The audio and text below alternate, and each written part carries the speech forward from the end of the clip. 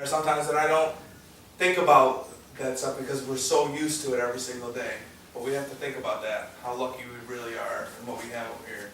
So what you should do is work hard for everything that's given to us. Yes? Did you kill anyone? 0. I never even shot at anyone. I shot in the direction of someone one day. And I missed on purpose. But, like with that, I saw, to me, one of the most important things we did over there was build schools. I myself didn't build schools, but we saw schools being built, Americans building schools.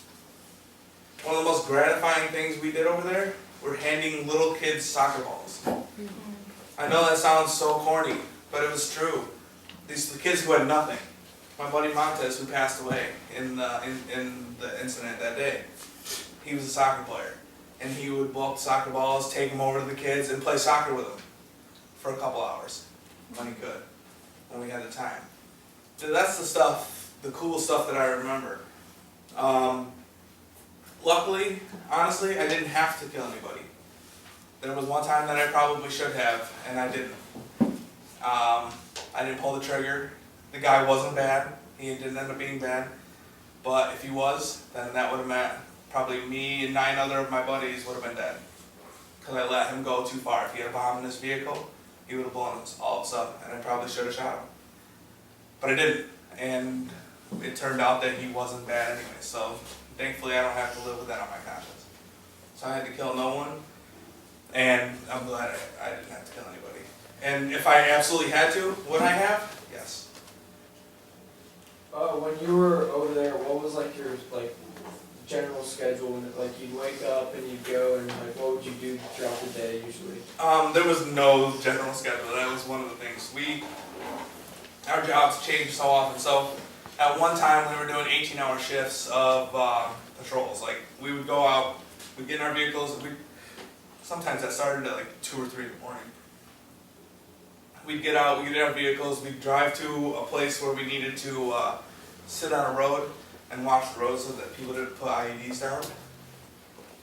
And we would sit there for 18 hours and just stare down the road back and forth, making sure nobody played IEDs. And then we'd go back, get some sleep, get up, and then go out, 18 hours later. So that was at one time. Sometimes it was, they would wake us up at 4 or 5 in the morning and say, hey, we need you to go out and do this. So there was no general schedule. We couldn't call home a lot of the times because it was sad. First we couldn't call home because we were out on mission a lot. But when we were back on post and we couldn't call home because the phones were off. And the phones would be off because somebody had passed away. Somebody in that post had died somewhere. And we weren't allowed to call because you weren't allowed to call the family members to let them know what happened. The military had to make that phone call, so they would turn off all the phones. And what's sad about all that is when the phones were off, we would get mad that we couldn't call home.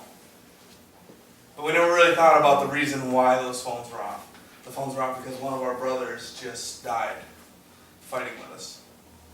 And we never thought about that. Until it happened to somebody you knew. And that was sad. And that's how war was. You forget about some of that stuff sometimes. You become selfish in certain ways. And it's sad. Yeah. How long were you in Iraq before you got 9 months. I was there for 9 months. I had about 2 months left of work to do before we would have sent back to the States. If you today could talk to you right after high school, and the time you talked about where you were kind of confused, didn't know what you were up to, what would you say? Oh gosh. Well, first of all, I can't say a lot of those words in front of the kids here. I would say, first of all, I know everybody has to go through something to figure out certain things in their life. And maybe it was those 3 or 4 years after high school that helped me to join the military. making me realize what I actually needed in life. Now, do I wish I had found it out sooner? Sure, absolutely. But I think I had to experience it beforehand. So I think there's a point, and finally I came to that point where I realized that this is the decision I need to make. So if you find yourself lost, like for me, for 3 years I was kind of lost. I didn't know what I wanted to do. But it was just enough time to make myself figure out what I wanted to do and needed to do in life. There is no time limit. If it went another year or two, I don't know if that's when it's time to like, oh man, I still don't know what I'm doing. It's time to sit down and actually figure this all out. But I figured it out, just, I think, that news article. It was seeing something that really affected me to make me change my life and change my decisions. Yeah, I don't know what I would actually say. Probably wouldn't be pretty. Yes? So, you are an amazingly positive person. Do you feel like you were that way before this all happened? Or, how do you keep yourself from wallowing? Because, I see differences in how people handle adversity. Some people just go, hey, this is what happens and I'm moving forward. And some people go, ah! Yeah. You don't seem like the kind. Is that, I was positive before. I was positive before, but nothing like I am now. Before being positive, it had effects on other people, but not like it does now. Now I actually have something to share and something that people will hopefully listen to, and that's why I can be as positive as I feel. I can actually show it because hopefully it rubs off on people. Now before, like I said, I was positive, but it was what happened to me that made me into what I am today. I'm still the same Rick. Like, I'm very lucky, like I said, to not have PTSD. So when I tell people, they're like, oh, you're so much different than you were before. Well, in my opinion, yes, I'm broke down. I'm missing a leg. I have all these things wrong with me. But in my opinion, I'm the new and improved Rick because of all the stuff I went through. And it was honestly, I miss my buddy Montez, who was the one who passed away in the vehicle. I miss him all the time, but I wouldn't change what happened to me. The only people I would change it for are the people that witnessed it. My family, my friends, my buddy Montez and his family, all those guys. I don't want them to have to deal with it. But for me, I wouldn't change it. I wouldn't get my old looks back if I could. I wouldn't take my hands back if I could. Because I'd have to give everything back that I gained from losing all those things. And I know that makes no sense to some of you. The fact that I lost the use of my hands, I gained so much from it. I had to now relearn everything. So now I'm getting into the stuff I'm going to talk about tonight, but I can't help it. Sorry, you'll have to hear it twice.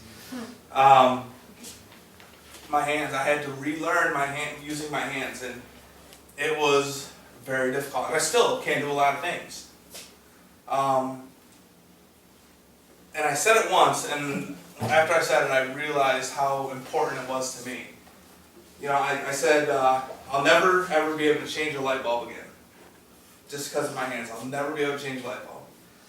But never in my life did I think I would be capable of changing lives. And that's what I have now. Would I trade that? Heck no. I got friends who can change my light bulbs. The fact that I can change lives is amazing. It's something that I never ever thought I would be capable of. And now because of this what was supposed to be this tragic thing that happened to me, ended up not being tragic at all for me. It has changed me and transformed me into such a better person.